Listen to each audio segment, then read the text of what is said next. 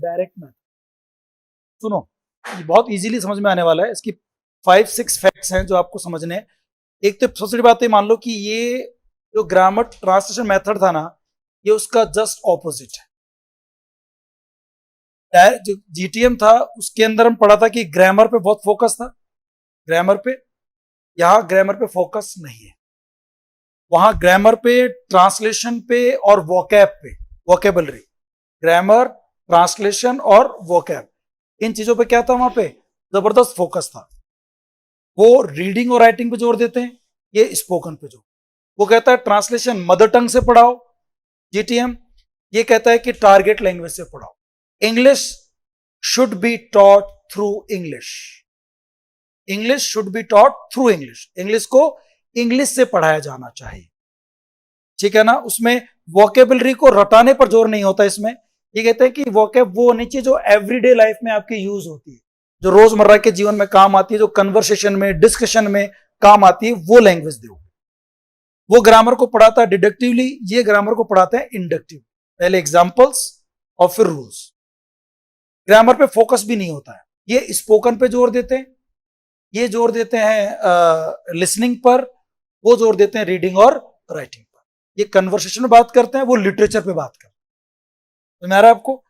और वो अपने बात की थी जर्मनी या प्रूशन मेथड होता है, इसे हम लोग कहते हैं कि जर्मनी से, ये भी गाया था जर्मनी में, लेकिन मेनली अगर ओरिजिनेशन की बात करें तो फ्रांस है। हुआ क्या कि जब जीटीएम चला तो उससे एक नुकसान होने लगा कि लोगों को इंग्लिश बोलना नहीं आ रही थी, इंग्लिश बोलना नहीं आ रही थी, इसलिए एक नया मेथड निकाला गया, इसलिए इसको न्यू मेथड भी कहते हैं।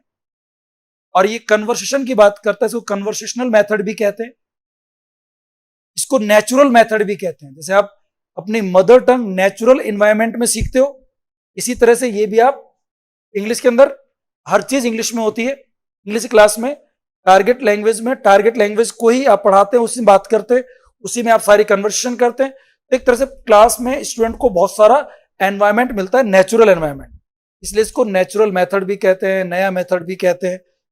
ये अमेरिका में भी ये स्टार्ट हुआ बहुत पहले, और इसको बर्लिट्स ने शुरू किया था, इसलिए इसको बर्लिट्स मेथड भी कहते हैं। ये कुछ नाम है इसके। और इसमें कहते हैं कि भाई इंग्लिश को कैसे पढ़ाया जाना चाहिए, आपको इंग्लिश में ही पढ़ाया जाना चाहिए। समझ रही हैं आप कहना चाहती हैं? इसमें कुछ मुझे लग रहा है कुछ फनी बात तो ये मुश्किल याद आई होगी, कुछ और ही बात याद आ गई आपको, घर की, रास्ते की, क्लास की? शेयर कीजिए, शेयर कीजिए, तो करना चाहिए।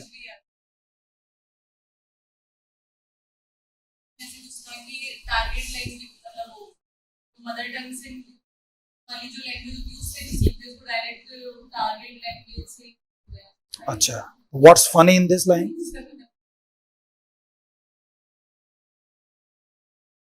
चलो, should I wait for your response? Okay, हाँ। तो डायरेक्ट मेथड मतलब डायरेक्ट इंग्लिश में पढ़ाना है, नाम से लग रहा है, डायरेक्ट इंग्लिश से, इंग्लिश को इंग्लिश से पढ़ाना है। जो भी आपकी टारगेट लैंग्वेज है उसको उसी टारगेट लैंग्वेज में पढ़ाना है, उसी में लिखवाना, उसी में कन्वर्सेशन, उसी में सुनना, उसी में बोलना, तो इंग्लिश आ जाएगी। ओरल, ओरल स्पीच पर जोर देना, ओरल वे से पढ़ा। ये कहता है अगर आपको स्पोकन आ गई तो फिर आपको लिखना और पढ़ना तो खुद ब खुद ही आ जाए, ठीक है ना। खूब सारे डिबेट, डिस्कशन, कन्वर्सेशन और practice exercises, conversational practice exercise करवाई जाती हैं, बुलवाया जाता है क्लास में, उन तरीकों से पढ़ाया जाता है। अच्छा, इससे फायदे क्या होते हैं आपको सुरभि?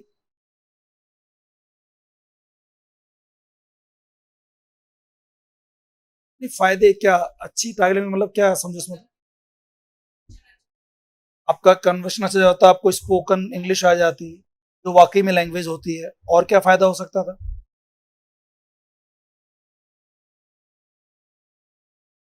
नुकसान क्या हो सकता है?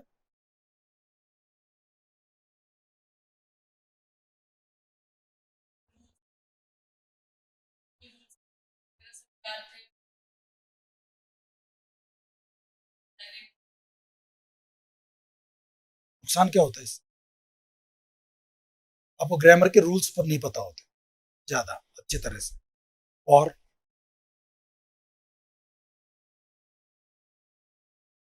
ठीक है। और योगेश्वरी जी, आप बताना चाहेंगे नुकसान फायदे?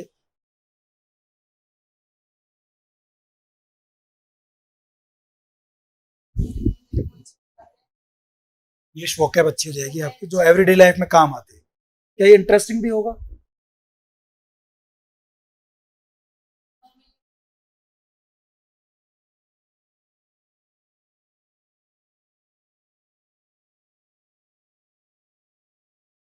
एक्टिविटीज भी होती हैं, इसलिए थोड़ा इंटरेस्टिंग हो सकता है।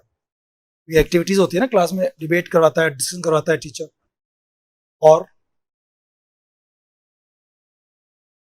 नुकसान क्या हो सकता था इससे? Disadvantage, demerit?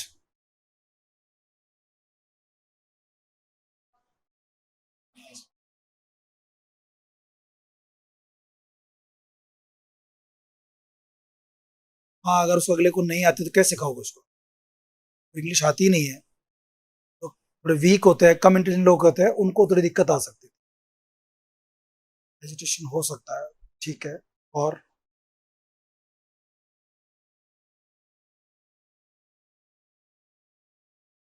रीडिंग राइटिंग के लिए नो टाइम, विकास कह रहे हैं, ये बात भी नुकसान होगा।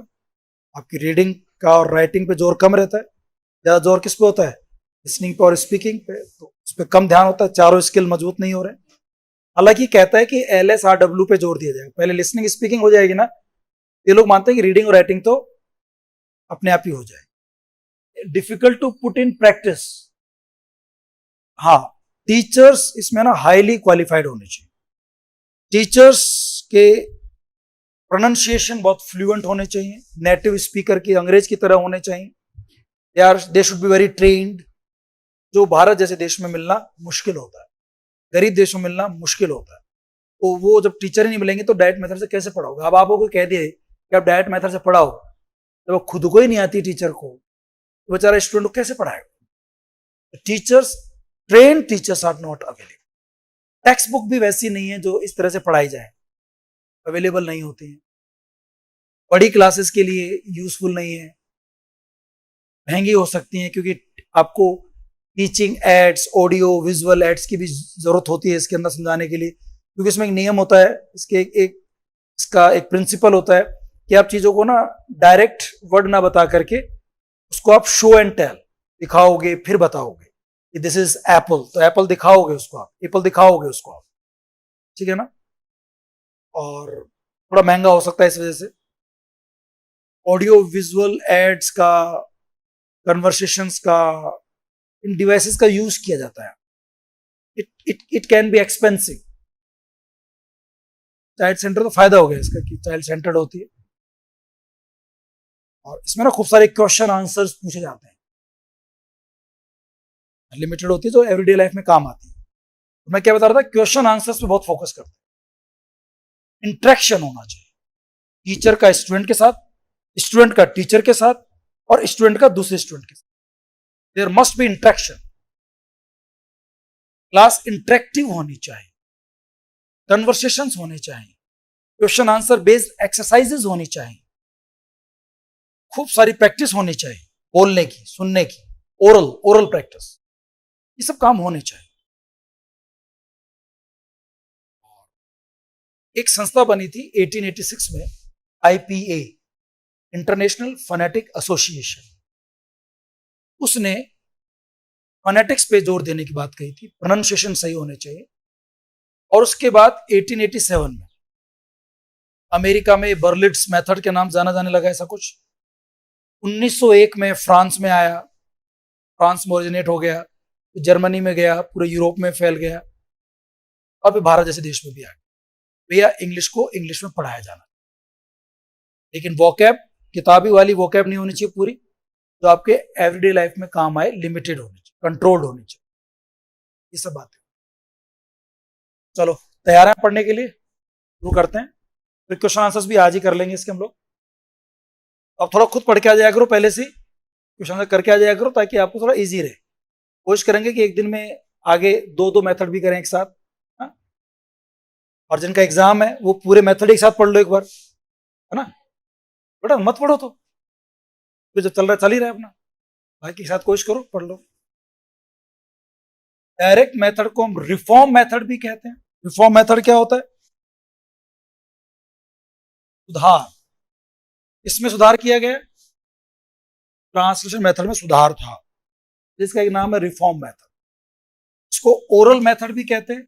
इसमें ओरल जो स्किल्स है ना हमारे, लिसनिंग और स्पीकिंग, उस पे जोर होता है। अगेन कुछ हंसी की बात लगी आपको?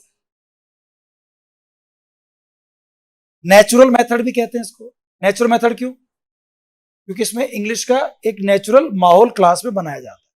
बर्लिट्स मेथड क्यों कहते हैं? क्योंकि अमेरिका में इसको बर्लिट्स नाम के विद्वान ने इसको प्रचलित किया था, ठीक है ना। हालांकि बाद में बनाए, शुरुआत हो गई तब तभी बर्लिट्स मेथड कुछ ऐसा है जैसे डायट मेथड है ना। एग्जैक्ट डायट मेथड का नाम बाद में आया था 1901 में, और ये इन्होंने भाई साहब ने 1887 में 13 साल पहले बात कर ली थी। कहीं ना कहीं शुरुआत वाले लोग हैं ये। कन्वर्सेशनल मेथड भी कहते हैं। कन्वर्शन मेथड क्यों कहेंगे दिगेश्वरी इसको? अरे आप बताओ ज्योति जी, क्या नाम है ज्योति, आप बताओ। कन्वर्जन नहीं, कन्वर्सेशन होता है। कन्वर्जन, कन्वर्सेशन बातचीत। बातचीत होती है टीचर स्टूडेंट की, स्टूडेंट स्टूडेंट की, ओरल ओरल, लिसनिंग, स्पीकिंग, खूब सारी बातचीत होती है।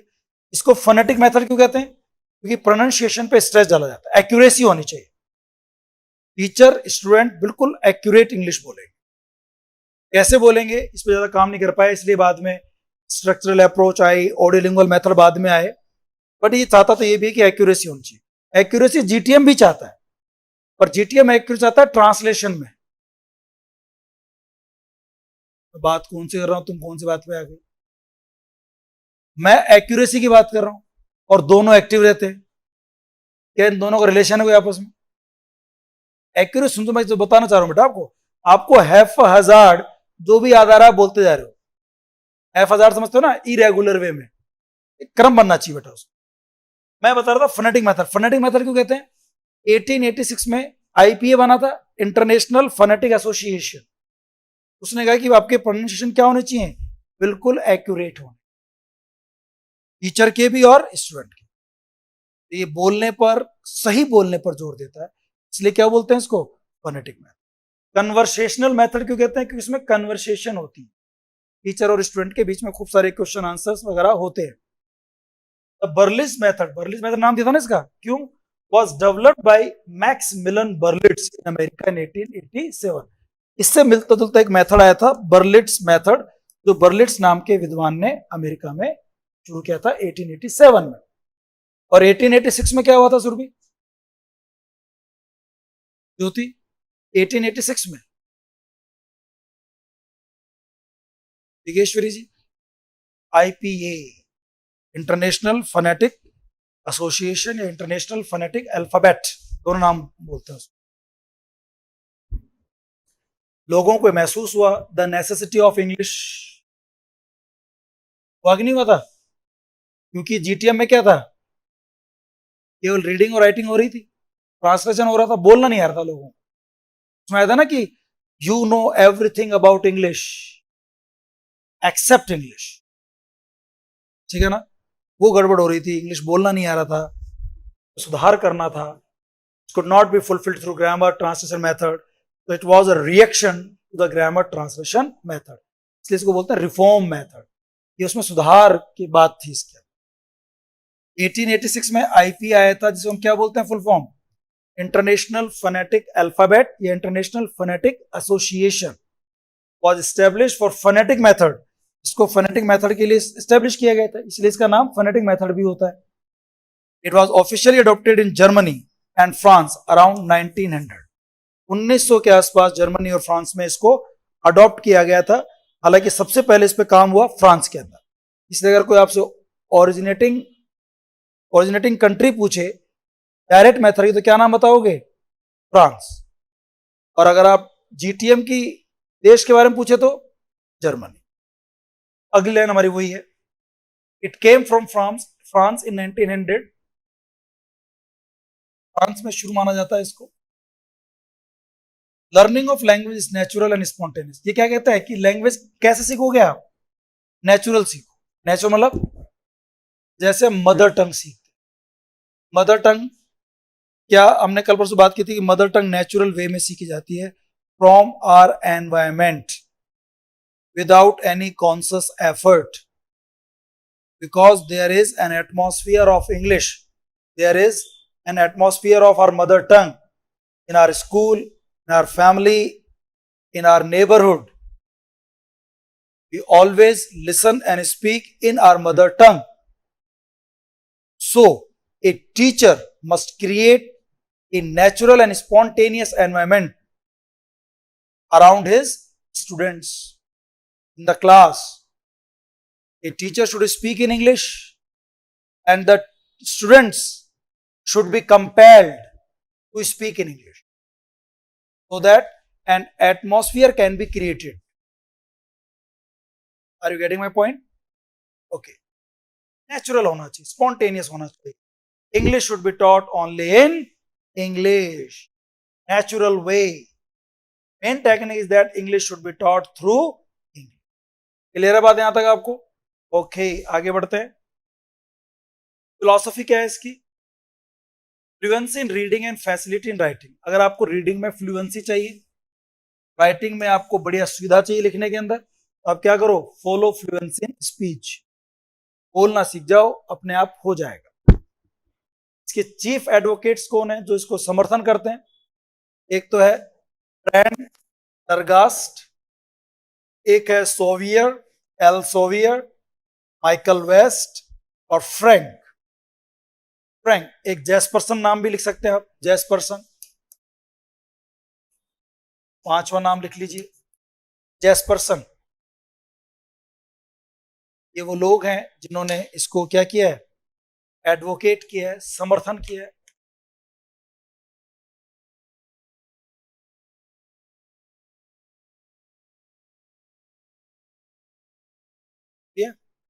चलो आगे बढ़ते हैं. एल सोवियर. अभी जो 5 नाम लिखे थे ना पढ़ने एडवोकेट्स, तो इसके उसमें एक नाम सोवियर भी है. इनका जन्म और इनकी मौत का समय लिखा हुआ है, कब आए कब गए. He was believer in natural method. Believe करते हैं. और ज्योति, नेचुरल मेथड क्या होता है बेटा? नेचुरल मेथड अभी थोड़ी पहले बात कर रहे थे हम. अच्छा, बात नेचुरली सीखे, उसके लिए कोई ऐसा एनवायरनमेंट बना दो नेचुरल क्लास के अंदर कि बच्चे को खूब सारे चांस हो इंग्लिश सुनने के और खूब सारे उसको चांस हो अपनी इंग्लिश को एक्सपोज करने. ऐसा एनवायरनमेंट क्लास में बनाया जाना चाहिए, क्या ना? ये काम होना नेचुरल वे. ये आर्ग्यू, तर्क वितर्क करते हैं इस बात का that a foreign language could be taught without translation. GTM में क्या करते थे हम लोग? ट्रांसलेशन. ये कहता है कि नहीं, बिना ट्रांसलेशन एक फॉरेन लैंग्वेज सिखाई जा सकती है और the use of the learners native language, या लर्नर की नेटिव लैंग्वेज के यूज करे बिना भी आप उसको टारगेट लैंग्वेज सिखा सकते हैं. तो कहने का मतलब है आप इंग्लिश सिखाना चाहते हैं, बिना यूज कर सिखा सकते. If meaning was conveyed directly, direct method क्यों कहते हैं? अगर आप मीनिंग को कन्वे करें, बच्चों को पहुंचाएं, समझाएं डायरेक्टली. कैसे? Through demonstration and action. Demonstrate करो चीजों को या एक्शन करके.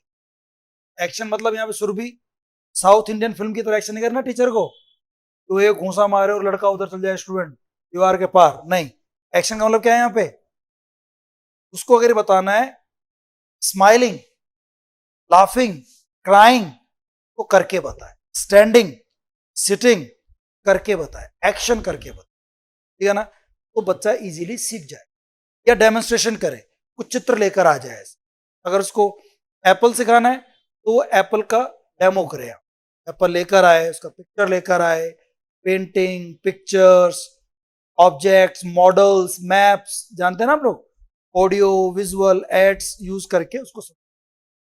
इससे नेचुरल वे बनेगा. नेचुरल चीज देखेगा बच्चा तो वो समझेगा. एफ फ्रैंक क्या कहता है? जर्मन है जो. A language could best be taught by using it actively in the classroom. आप एक लैंग्वेज को कैसे सिखा सकते हो, कैसे पढ़ा सकते हो?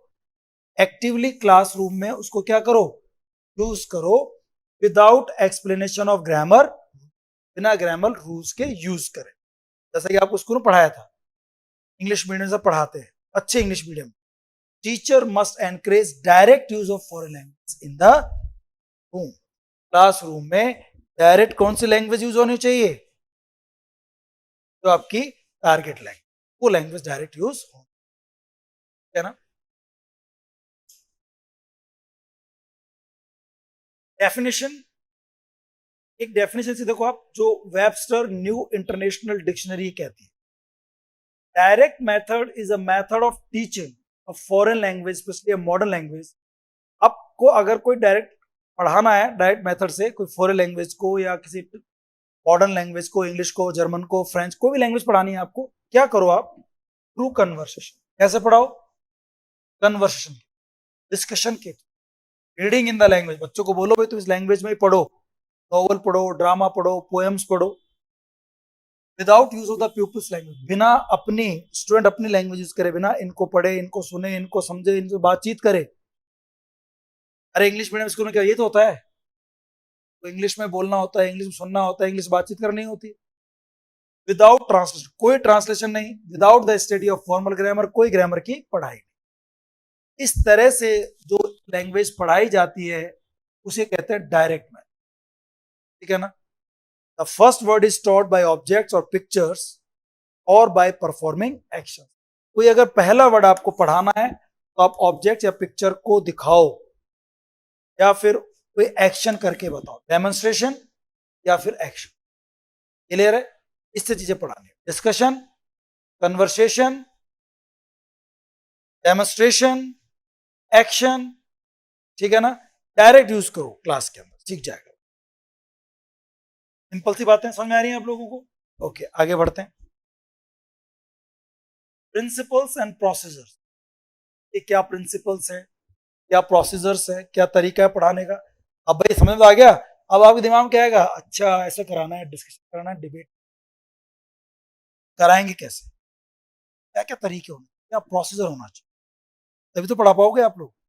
वैसे तो तरीके ये जो आ गया भाई, क्लास जाओ, टॉपिक पढ़ाओ, इंग्लिश में बोलो, बच्चों इंग्लिश बोलने मजबूर करो, बस उसके ओरल स्किल्स को मजबूत करो, लिसनिंग स्पीकिंग को। तो देखिए, पहला, classroom inspection is in the target language. Jyoti ji आप उदास हो गए उस बात के बाद से, तब से मैंने कहा कि आपको हैप हैजर्ड बोल रही हैं, और ये आपके बच्चों का बचपना है। क्यों? किसी को देख लो, चाहे आप किसी को थोड़ा समझा दो, वो उसको नेगेटिव लेके और वो चुप हो जाता, फिर वो बोलता है कि अब मैं बोलूंगी ही नहीं। बचपना है और कुछ नहीं है, वो रहेगा, वो आपकी उम्र के हिसाब से आएगा।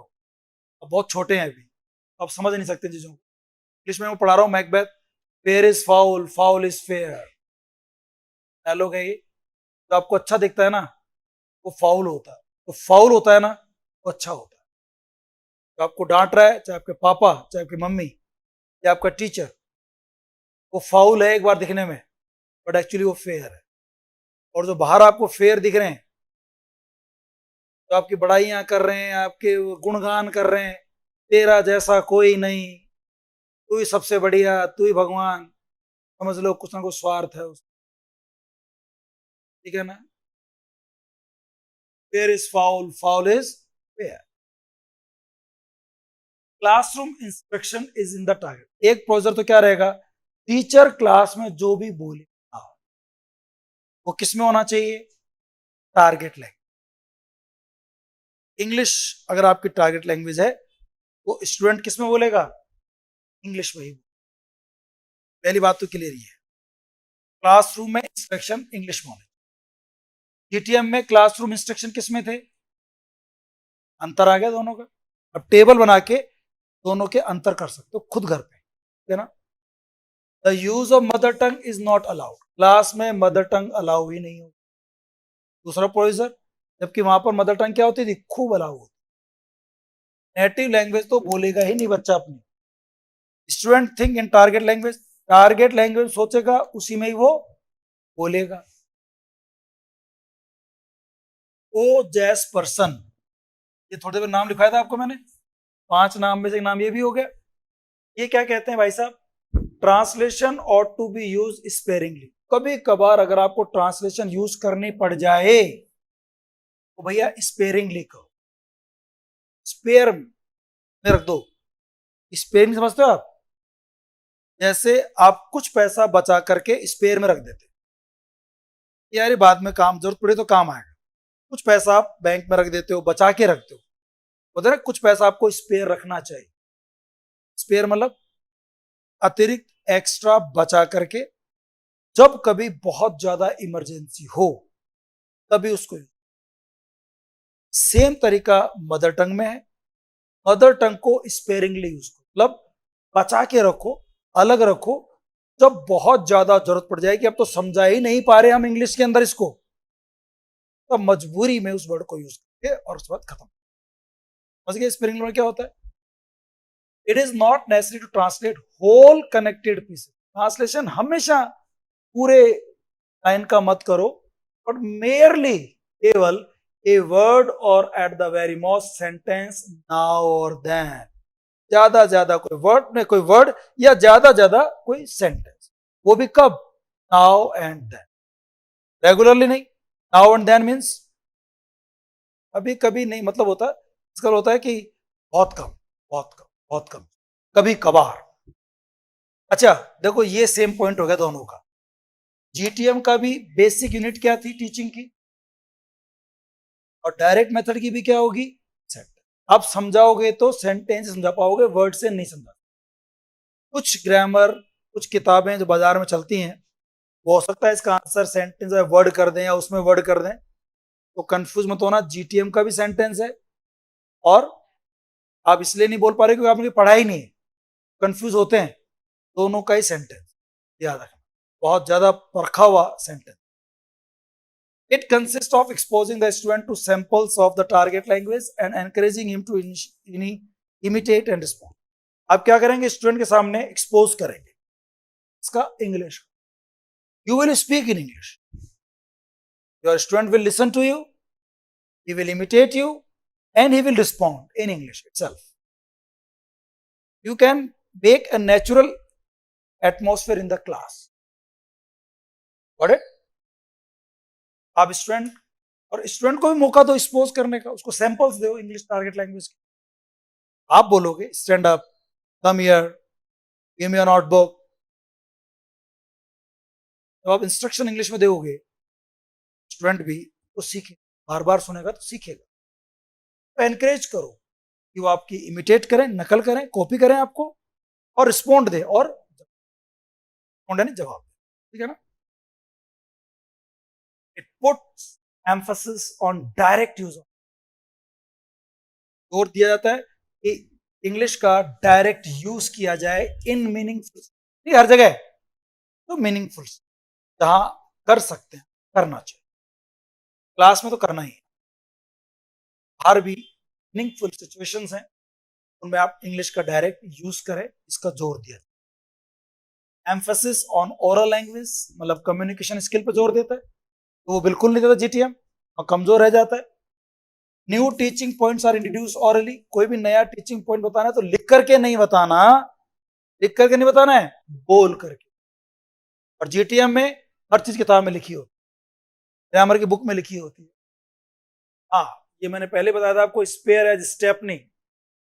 स्टेपनी भी स्पेयर होती है ना। क्या उस गाड़ी में लगे टायर को रोजाना यूज करते हो क्या आप? या कभी कभार, साल 2 साल 5 साल, कई बार होता है मेरी गाड़ी जो स्टेपनी थी समझ लग रहा कभी काम ही नहीं आई, वो टायर ही पुराना होगा, सूख गए हो, स्टेपनी कभी काम ही नहीं आई, स्पेयर में रखी रहती है वो, कभी कभार काम। ऐसी टारगेट लैंग्वेज ही काम में लेनी है, मदर टंग ट्रांसलेशन को आपको यूज ही नहीं करना, इसके रूप में रखना है उसको, स्पेयर स्टेपनी। ठीक है मैडम? बहुत मुस्कुरा रही हैं आप, क्या बात है? क्या गम है तो छुपा रही है? सुनती हो जगजीत सिंह को? छोटी सी उम्र में जगजीत सिंह सुन लेती है तुम? कौन चला देता है? आप आज भी गजलें सुनते हैं मतलब पैर होने के बाद भी? अब पता करना चल क्या रहा है मामला। गड़बड़ हो सकती है दया। Stress on both speech and listening. जोर किस पे होता है? स्पीच पे और लिसनिंग पे। एवरीडे वोकेबलरी जो बार बार ज्योति बोल रही थी, इसमें कौन सी वोकेबलरी यूज होती है? एवरीडे और एवरीडे सेंटेंस वही सिखाओ। किताबों में क्या होता है, जीटीएम में, जीटीएम में तो क्या होता है, बुक्स वाले, लिटरेचर वाले से ओल्ड फैशन व्यूज, क्योंकि पुराने लोग लिखते हो तो शेक्सपियर, कीट्स और बेकन और ये सब, तो उनकी लैंग्वेज पुरानी हो, लेकिन ये फोकस करता है किस पे, एवरीडे सिचुएशन।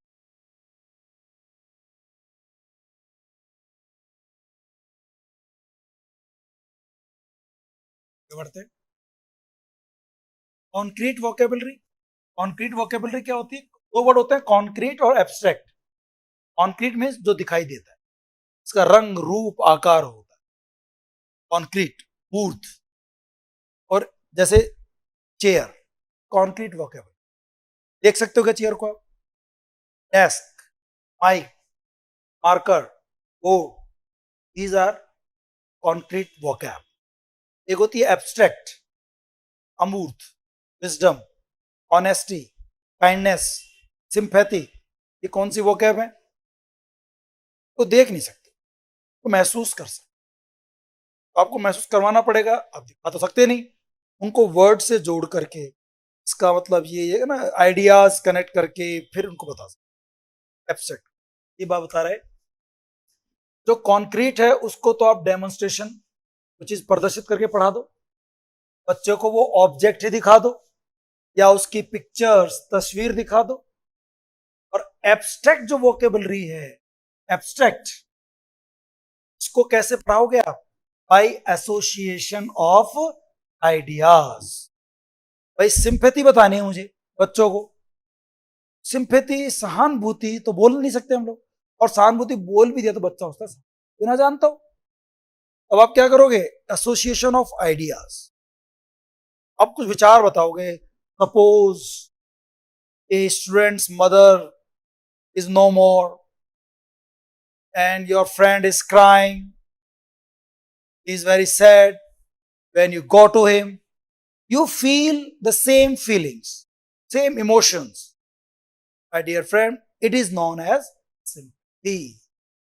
तो हमने कुछ आइडियाज जोड़ा ना, तो वो समझे ना समझे अलग बात है। एब्स्ट्रैक्ट वोकैब को समझना कठिन होता है थोड़ा सा, और कॉन्क्रीट को समझना आसान होता है, वो तो आप डेमोन्स्ट्रेशन, ऑब्जेक्ट, पिक्चर समझा दोगे। लेकिन एब्स्ट्रैक्ट वोकैब कैसे बताओगे आप, एसोसिएशन ऑफ आइडियाज, इसको हम थियरी ऑफ एसोसिएशन कहते हैं। क्वेश्चन है आपके इसमें, डेफिनेशन बता दो उसकी, या फिर आप एक्सप्लेनेशन करके बता।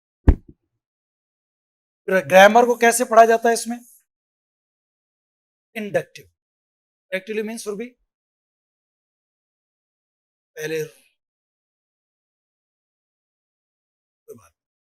एग्जाम्पल्स देते हैं खूब सारे, और फिर क्या करते हैं हम लोग, रूल्स बनाते हैं, कहते हैं इंडक्टिव, निष्कर्ष निकालते हैं एग्जाम्पल से।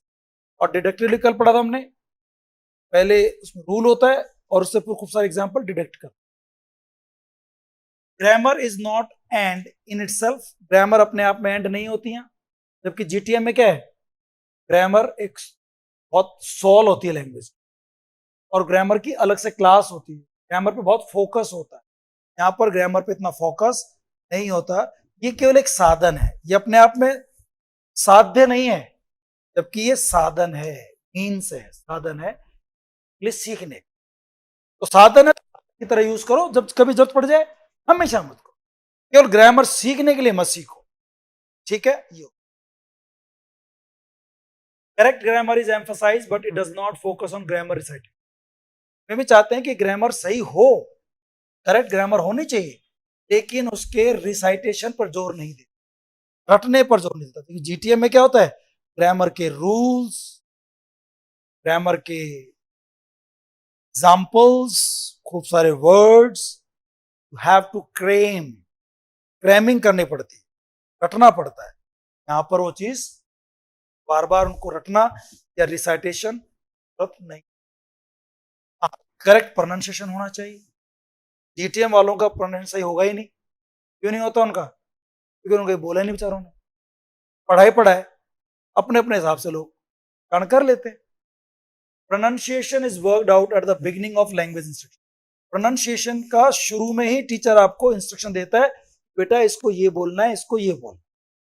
आप देखना इंग्लिश मीडियम के बच्चों का प्रोनाउंसिएशन ठीक होता है, नेचुरली वो सिखाता नहीं है, टीचर अच्छे होते हैं तो सीख जाते हैं। इंटेंसिव स्पीच प्रैक्टिस, इंटेंसिव मतलब गहन, खूब सीरियसली बहुत मन से आपको प्रैक्टिस करनी होती है विद ट्रेनिंग इन फोनेटिक्स, जो मैं बार बार जोर देता हूं आपके साथ कि आपको फोनेटिक्स पे भी जोर देना है ना, टीचर काम रहेगा। एक्सटेंसिव यूज, एक्सटेंसिव मतलब बहुत ज्यादा, लार्जर, लार्जर साइड, आपको नई लैंग्वेज को बहुत व्यापक रूप से देखना है। एक्सटेंसिव गहन अध्ययन तो करना ही करना है, एक्सटेंसिव मतलब बाहरी रूप से जो भी चीजें है ना वो सब आपको आनी चाहिए, लिसनिंग, स्पीकिंग, रीडिंग, राइटिंग। देखो चारों स्किल पे जोर देता है, पहले लिसनिंग, फिर स्पीकिंग, फिर रीडिंग, और फिर ये क्रम रहता है इसके। जबकि जीटीएम में क्रम ये नहीं था, उसमें क्या था, रीडिंग, राइटिंग, फिर लिसनिंग, स्पीकिंग तो आता ही नहीं इसमें लास्ट में, और होता है लेकिन अब वो पहुंच नहीं पाता बच्चा वहां। टेक्स्ट बुक इंपॉर्टेंट थी जीटीएम में, यहाँ रिप्लेस बाय टीचर। कौन रिप्लेस कर देता है, क्योंकि टीचर का इंपॉर्टेंट रोल होता है, सारी बातें करना, निर्देश देना, एक्टिविटी करवाना, डिबेट करवाना, डिस्कशन करवाना, कन्वर्सेशन करवाना, ऑडियो विजुअल एड्स का यूज करना, ये सारे काम किसके होंगे, टीचर के। टेक्स्ट बुक होगी लेकिन इतनी इंपॉर्टेंट नहीं होगी जितना कि teacher important. There is classroom interaction, this method, ये बहुत इंपॉर्टेंट बात है। क्लासरूम क्या होना चाहिए इसके अंदर, इंटरेक्शन। क्लासरूम में बातचीत होना जरूरी है इंग्लिश में, वो बातचीत किस किसके बीच में होगी, टीचर टू स्टूडेंट इंटरेक्शन एक बात, स्टूडेंट टू टीचर दूसरी बात, टीचर स्टूडेंट से कुछ पूछेगा, स्टूडेंट उसका जवाब दे, तीसरी बात स्टूडेंट टू स्टूडेंट इंटरेक्शन, क्या ना, ये सारी बातें। Question and answer exchanges between teachers and students, small intensive, छोटी क्लासों में क्वेश्चन आंसर्स होंगे टीचर और स्टूडेंट के बीच में, काफी इंपॉर्टेंट पॉइंट्स हैं। Teachers tries to get students correct themselves, कोशिश करेगा कि वो स्टूडेंट्स को अपने आप सही करने दे, ऐसा माहौल बनाएगा कि बच्चा अपनी गलतियां खुद दूर करे जब पॉसिबल हो। Getting student to self correct, क्या कराए बच्चों से, खुद ब खुद सही करवाए, तुम सही करो अपने आप को। डिक्टेशन, डिक्टेशन मतलब टीचर बोलेगा और बच्चे लिखेंगे, इससे उनका प्रोनाउंसिएशन, समझते हैं कि नहीं समझते हैं बच्चे, ये क्लियर हो जाएगा। टीचर बोलता है तो बच्चे लिख सकते हैं, क्या डिक्टेशन करवाया जाएगा। कन्वर्सेशन प्रैक्टिस, बच्चों से आपस में खूब सारी बातचीत करवाई जाए, बार बार वही पॉइंट आ रहे हैं ना, समझ में आ रहा है आप लोगों को। Students use the language and do not demonstrate their knowledge about it. देखो पहले आ रहा था ना वो, उसमें बेसिक प्रिंसिपल्स के अंदर बेसिक आइडिया, तो बेसिक नॉलेज, तो हम बात कर रहे थे कि इंग्लिश सीखो लैंग्वेज के रूप में, दिखावे के रूप, डेमोन्स्ट्रेशन के लिए, या अपना ज्ञान डोलना चाह रहे हो। कई लोग इंग्लिश क्यों बोलते हैं, इंग्लिश आती है ये दिखाने, वो चीज नहीं होनी। आप लैंग्वेज का यूज करो इस तरीके से, इस चीज के लिए नहीं।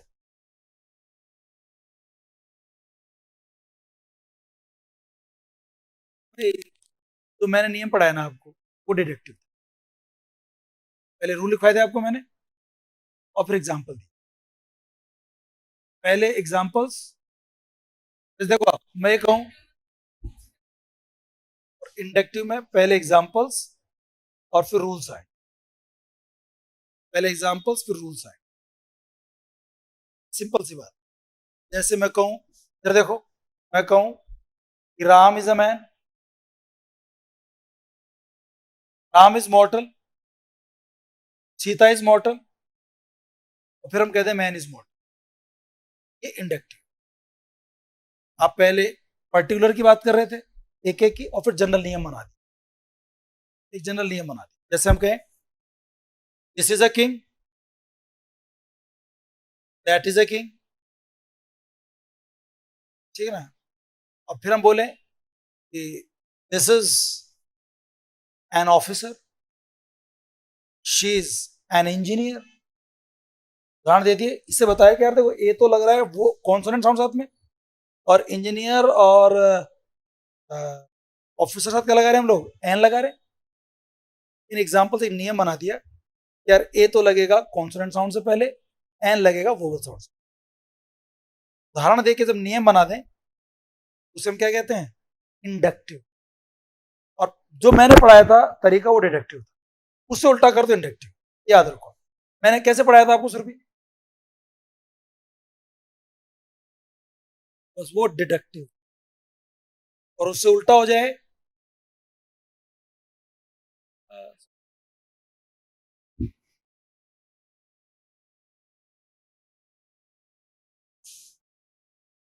एडवांटेज क्या है, एक तो भाई नेचुरल मेथड है, इसमें लिसनिंग और स्पीकिंग पर जोर दिया जाता है। बात सही है क्या?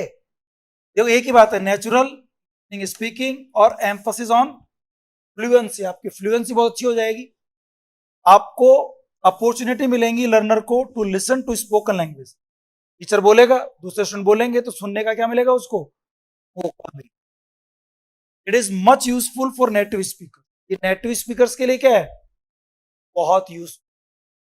नेटिव स्पीकर मतलब कहां, अगर आप इंग्लैंड में लोगों को इंग्लिश पढ़ाओ ये तो ठीक है, अरे नेटिव स्पीकर कौन है, अंग्रेजी का नेटिव स्पीकर कौन होगा, अंग्रेज, उसको सिखा सकते हैं कि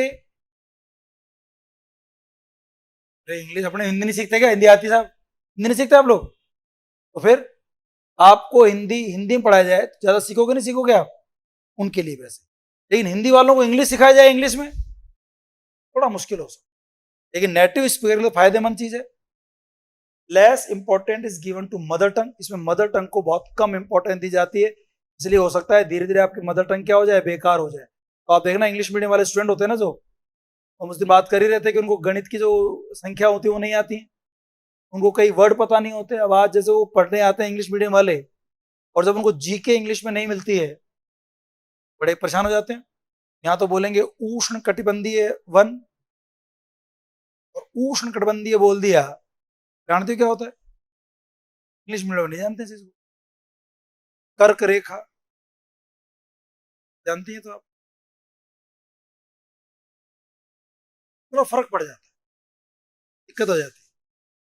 नेटिव स्पीड तो ठीक है, मदर टंग कमजोर हो सकती है, फिर वहां मदर टंग क्या होती है हमारी, मजबूत हो जाती है। It is an interesting and easy method because there are many activities होती है ना, इसलिए थोड़ा इंटरेस्टिंग हो जाता है। क्रैमिंग इज डिस्करेज्ड, और वहां पे क्रैमिंग को बढ़ावा दिया जाता है, स्पेलिंग रटो, ग्रामर के रूल रटो, लेकिन यहां पर कहते हैं कि नहीं यूज करो, डिस्करेज करते। It is learner centred method, Jyoti ji कह रही थी कि कैसा मेथड है, लर्नर सेंटर्ड है। Audio visual aids are use, audio visual aids use किए जाते हैं। Teachers role is important, teacher का रोल टेक्स्ट बुक से भी इंपॉर्टेंट हो जाता है। साइकोलॉजिकली साउंड है कि नहीं है, लर्नर सेंटर्ड है तो साइकोलॉजिकल साउंड है। There is development of linguistic sense, क्या आपके लिंग्विस्टिक सेंस को ये डेवलप करता है क्या, लिंग्विस्टिक सेंस क्या होता है, लैंग्वेज के सेंस, और लैंग्वेज सेंस क्या है, LSRW, प्राइमरी तो यही होता है ना, LS को डेवलपमेंट करता है। कमियां क्या है भाई, बहुत ज्यादा टारगेट लैंग्वेज को ओवर एक्सपोज, ज्यादा एक्सपोज करते, ज्यादा एक्सपोज करते, बहुत इंग्लिश होती है क्लास, चक्कर में बच्चा परेशान हो सकता है। It is not much useful for the student with less exposure to native language और टारगेट लैंग्वेज, ये उन बच्चों के लिए थोड़ी दिक्कत हो सकती है जिनको एक्सपोज करने का मौका नहीं मिलता टारगेट लैंग्वेज को, जिनके घर पर इंग्लिश नहीं होती, जिनके माहौल में इंग्लिश नहीं होती, जिनके पड़ोस में इंग्लिश नहीं होती।